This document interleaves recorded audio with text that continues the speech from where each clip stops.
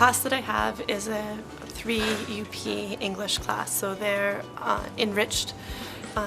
And what I really wanted to do with them is to work beginning with their own learning goals and to do a lot of inquiry with them. So at the beginning of the year, I started with asking a really big question for them. The big question was, why do we study literature? Why is it important to study the history of the English language? And how do poets fit in the canon? So really big concepts that don't have easy answers. You can transfer these skills. That's a big part of it. What I really wanted them to do is to understand that they need to ask further questions in order to narrow down their focus and conduct research.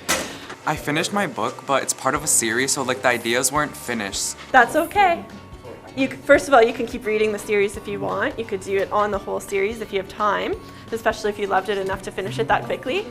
My goal in creating such an inquiry is to push them towards those 21st century learning competencies around collaboration, around research, and around using technology as a tool to dig deeper in research. So not using technology for the sake of technology, but for a true purpose and greater learning. What I want to show you is here, this Artemis Literary Sources. What it does is it collects author biographies, literary criticism, historical context, primary sources themselves. So it's taking all of these different kinds of literary sources into one spot. So it's very different from the other sources that we've been looking at. The role of a librarian in 21st century learning, I think, is even more important than perhaps it's been in the past, where it was seen as really important. Now we have so many different kinds of information that we're looking at and trying to figure out how do you unlock that, as opposed to sort of skimming the surface.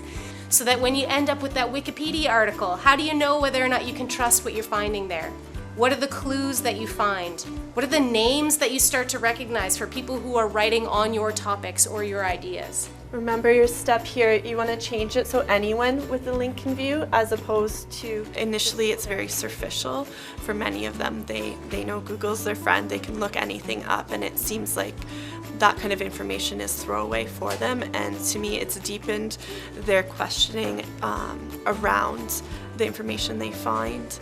They go further in terms of asking more questions and getting deeper in terms of their understanding of text.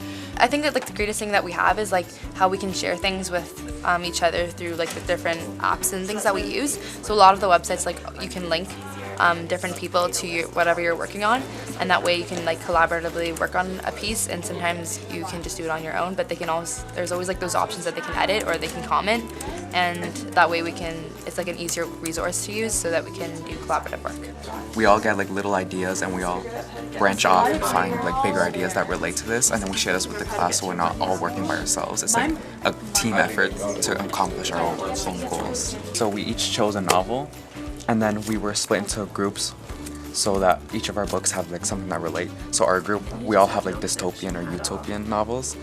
And then we go and we find research, so we'll make documents, we'll write small notes, we'll make Mindomo maps, and then we'll just share that with the class and see how that relates to what we're doing.